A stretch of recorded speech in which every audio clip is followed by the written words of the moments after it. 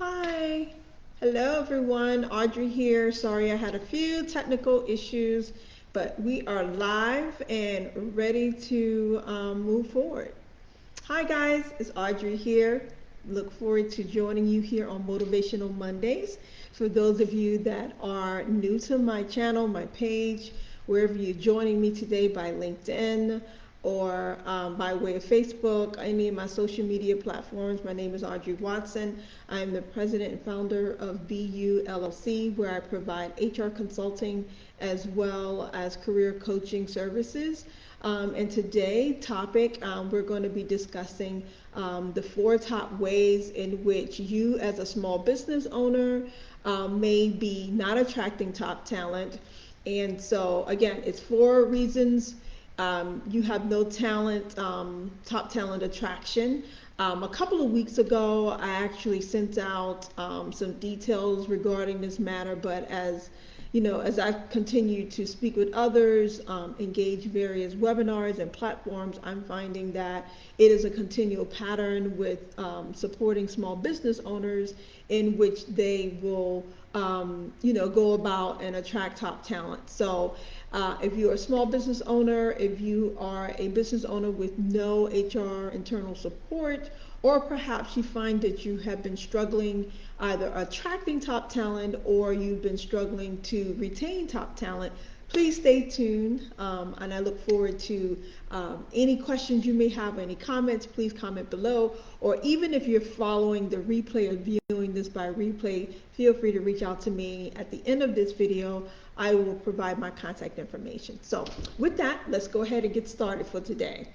What I found is as I speak with business owners, a lot of times they have shared concern of not having total attraction. When I say total attraction of top talent, they have either struggles with going through the interview process, or once someone has joined, being able to retain them past 2 years. So I understand that various industries have been hit by the pandemic, etc. And there may be layoffs and furloughs, etc. We're not talking about any of those things that are out of your control. We're really focusing today on things that are within your control as a business owner and ways and strategies in which you can possibly improve. So the first one that we're going to talk about is looking for talent, not looking for talent in the right places.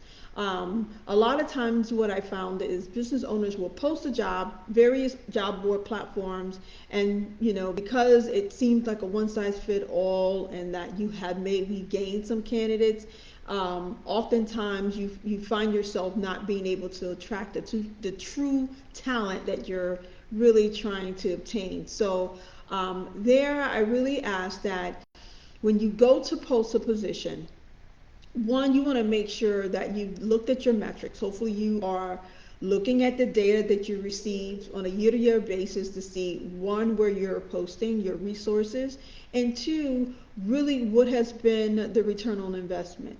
And if you found that, for instance, you post on a particular job board and there has not been any, any candidates or talent that you've hired, then maybe you may want to do your due diligence to make sure that maybe that's not the best platform for you. If you're looking at employee referrals, and when you look at referrals, referrals are really a good platform and how to get talent. But you also want to be mindful that you're not really gaining a lot of your employee referrals and really not understanding, is it a pattern with their employee referrals? Or are they very similar to the leadership style? Are there really a pattern in demographics? There's a lot of fine lines when it comes to employee referral. However, studies show that looking at your employee referrals and really that is really a good driver when it comes to culture and engagement platforms, etc. So just be mindful of that. Yes, it's a really good source, but you want to make sure that you are building a culture that is innovative. Oftentimes when people refer, they refer like-minded people, and so you don't want your culture to be stagnant. So moving away from that, another area that I find, again, this is the top four reasons. We're moving on to the second reason why you're not attracting top talent, is that we have poorly written job descriptions. Um, Oftentimes the job descriptions are not really aligning with the day-to-day transactions, as well as aligning with the missions, values, and strategic information that the, not only information but also the missions, values of the organization as a whole. Where are we now? Where are we 5 years from now? And are you really trickling that down to where the employees are, so that they feel that they're contributory, their performances, etc., are really contributing to that? So you want to make sure that you are ensuring that when you have job posts that are really written, um, how the person will can vision themselves with your organization. And not only that, you want to be mindful of any information, any words that you put in there that may remove talent. For instance, women in technology, if you're in the technology space, minorities, etc. So you want to be mindful of any wordings that you put in there that may, deflect any type of top talent to your culture. Information that describes your culture, the growth opportunities that any current employee, or once you join an organization, you want it to be inviting. You want them to not only see how they can add value to your organization, but also how they can improve personal and professional development. So those are key things you want to kind of tie in to your job descriptions, so that they can be attractive, as well as in tune as to what someone would be coming into your organization.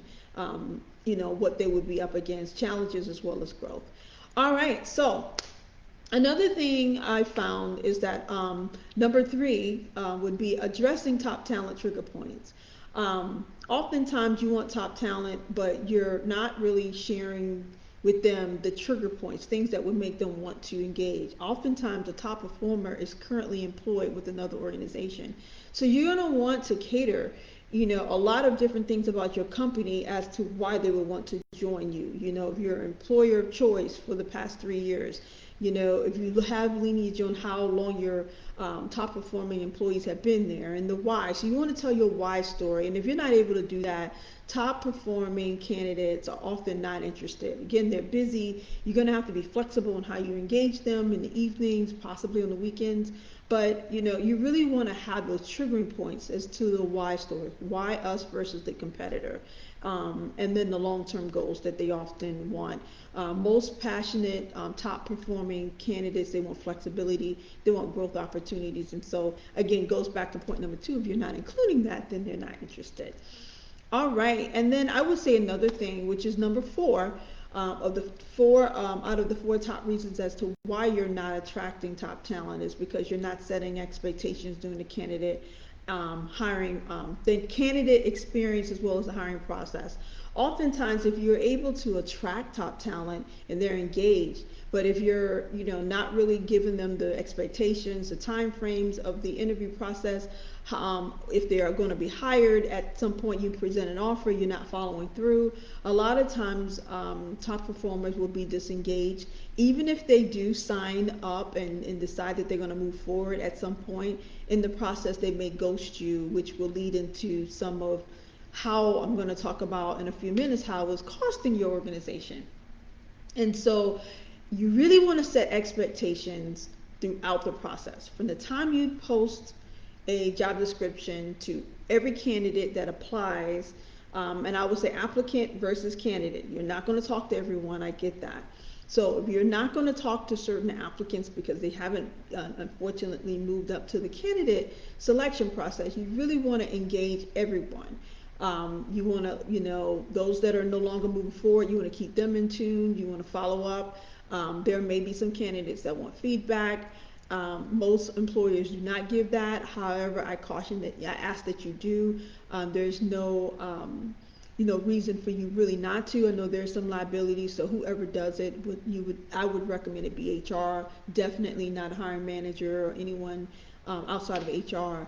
To facilitate that conversation. But candidates want feedback with the high influx of unemployment, etc. People want to know what they can do differently to be a game changer and to make sure that they land the next opportunity. And if you're in a position to help them do that, I encourage you to do so. So Now that we've talked about the 4 reasons as to why, and these are not all the reasons, but what I've seen is a pattern as to why you have, small business owners have not been able to successfully attract top performers, and even at some point lose top performers. We're going to talk how these 4 reasons and how ultimately not being able to have an employer brand as well as have signature interview and recruitment platforms and strategies in place is how it's ultimately costing you.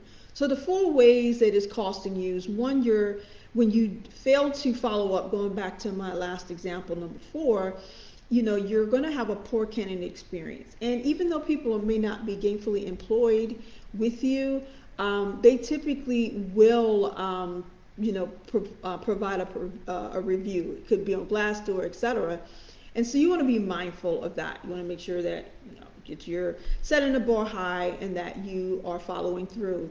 At least early on in the process, you want to make sure that if they're not selected, you want to let them know early on. Preferably, if you're going to send them the email, don't allow it to convey so like a defaulted email. And I know in ATS systems, applicant tracking systems, oftentimes they tend to, it sounds, pretty bland per se and disconnected. And so you want to make sure that you at least share with the people that took time to actually complete your online process or whatever platform that you have in place, that you've taken time to at least thank them and to follow through on any feature postings, etc. You want to make sure you do that. But if they are in the candidate process, you've actually made contact with them, you've actually done a phone screen with them, it's really good to follow up with them. Let them know you thank them. Set the expectations at first in the beginning from the time you initiate a phone screen with them. Even if they proceeded to the second round of the interview, you just want to make sure you're engaged to share where they are in the process, because people will share their experiences and it will cause your employer brand to suffer. So I also want to highlight that again, it's no one size fit all. Everyone's experience is going to be different, but I ask that you encourage your recruiter as well as a hiring manager to make sure you're in sync. If it's something that is delayed in operations, etc., it's the job of the recruiter to make sure that they are following up with the hiring manager, and vice versa. If the hiring manager also shares with them if a candidate is not selected, just for the timing's sake, and to be mindful of the candidate. They also have a choice in the process if they want to proceed or not. You just want to make sure that you're conveying their status and conveying a real holistic candidate experience from the time they're on site, greeting them, being on time for the interviews, etc. All of these things are paramount when it comes to really increasing your candidate experience to attract top talent. The other part is what I've already kind of touched on. The other second way that you're how it's costing your business when you're unable to attract top talent is that you have a poor employer brand. When you don't have a signature employer brand, when you think of, Nike, when you think of Coca-Cola, Pepsi, they all have a signature brand. And when you're a small business owner or starting out, it's really paramount that each step of the recruitment process that you're really honing in not only on the things that you do well, but also lessons learned, because those lessons learned is going to help your employer brand. So for those of you that may not know what an employer brand is, an employer brand is how you're known in the community that you provide services, and even abroad. So you want to make sure that if an employer, or a prospective candidate, they look at your reviews on Glassdoor, etc., and they see where, you're not following up, even if the reviews are negative. If you're not following up, if there's a pattern in the reviews where people are saying, don't go there, poor leadership, or whatever the case is, you want to make sure that you're responding to those things and you're noting them, and you are developing strategies to improve your brand. Because if you have a poor brand, no one's going to want to work for you. I don't care what the salary is. So just word of caution. The other part that I see oftentimes, and this has happened more times even in the middle of this pandemic, is ghosting. And ghosting can occur on either side, either on the candidate side or the employer side.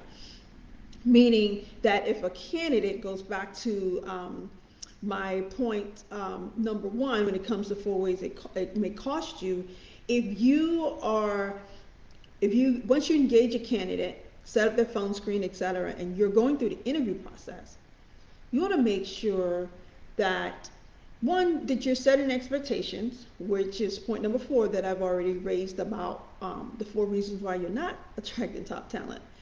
But the other way around is you have candidates that have already accepted offers at some point in the interview process. They've already now deemed a future employee, and for whatever reason on their start date, they don't show up. Most recently, probably about 3 weeks ago, I was a part of a webinar where this particular matter came up, and I thought it was quite interesting because it happens more often than you think. A lot of times people think, oh, in the middle of a pandemic, people don't have time to not show up for work, etc. But I'm telling you, it goes back to the candidate experience, what's been communicated, and sometimes it can be none of the above. Sometimes people just typically, whatever reason, personal reasons, etc., not show up. I'm not talking about that. I'm holding employers responsible for what they can do. Things that are outside of your control, clearly you cannot control, right? So the interview and the ghosting process sometimes go hand in hand. Sometimes the expectations are not really communicated. Sometimes, it could be a delay, security clearances, and people decide to move on, etc., and fail to communicate effectively. Completely got that. But most specifically for the purpose of this video, I want to share that ghosting can occur from the employer's part as well as the interview, as well as from the candidate stage. And on the employer side, when you take a look at that, be mindful that oftentimes, and a lot of recruiters and employers have gotten a bad representation because they fail to keep the candidate,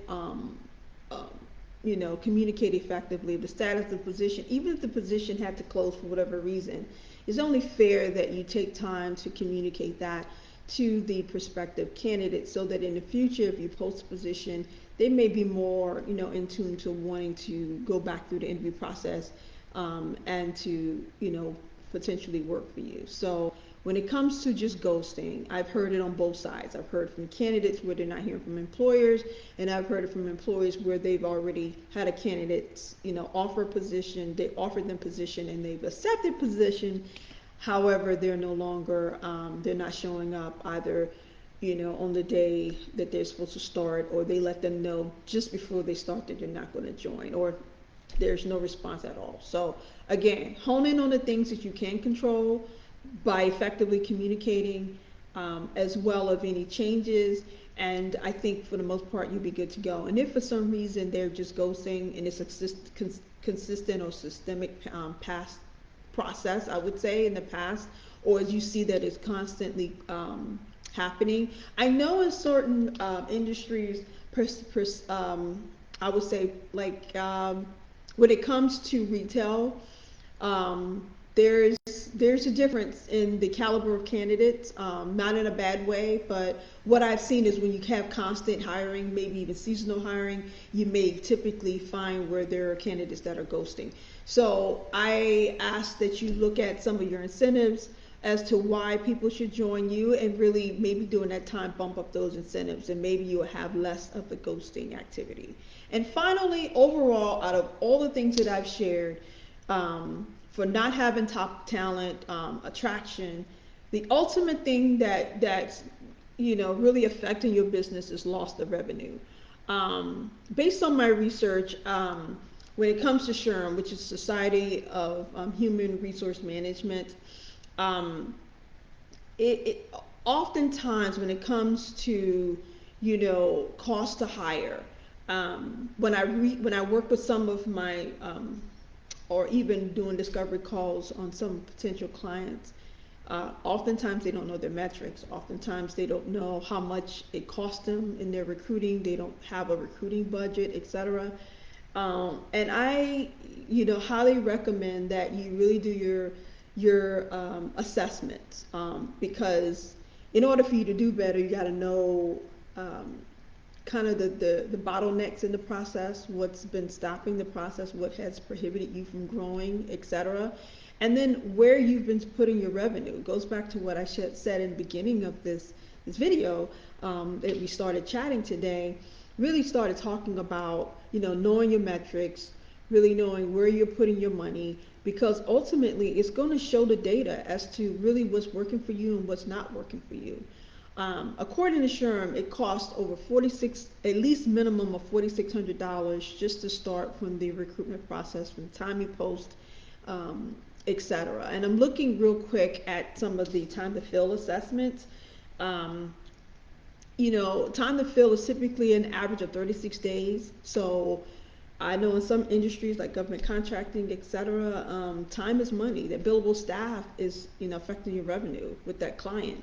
Not to mention the client engagement piece. So again, some things for you to consider. What I'll do is, instead of going through all the stats, I will include the link as to where you could find the stats, as well as the PDF.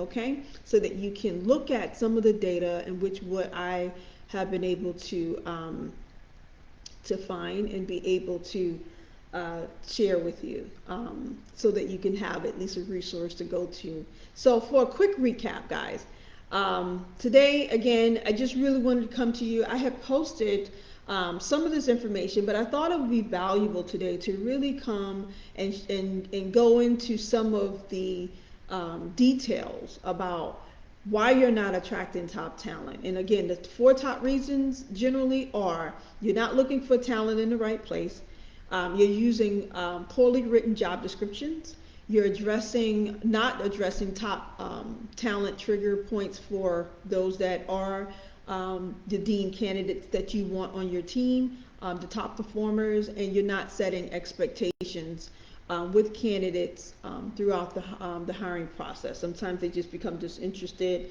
As a result of that, the top four reasons why it's costing you by not having top talent attraction: you're having poor candidate experience, people are becoming disinterested by the way you treated them, not following through. There's a poor employer brand. People start looking at your reviews, etc., and they're not even interested in your organization based on the reviews, but you can change that. And ghosting, either be by the candidate or on the employer side, and ultimately you're losing revenue. So for those of you that just may be joining again for the first time, again, my name is Audrey Watson. I am an HR consultant. I provide HR as well as talent solutions to small business owners. Um, and I'm going to provide all of my contact information in the description, in the comments, and details. And so feel free to, give me a call, let me, speak with you and assess some of the things that's going on.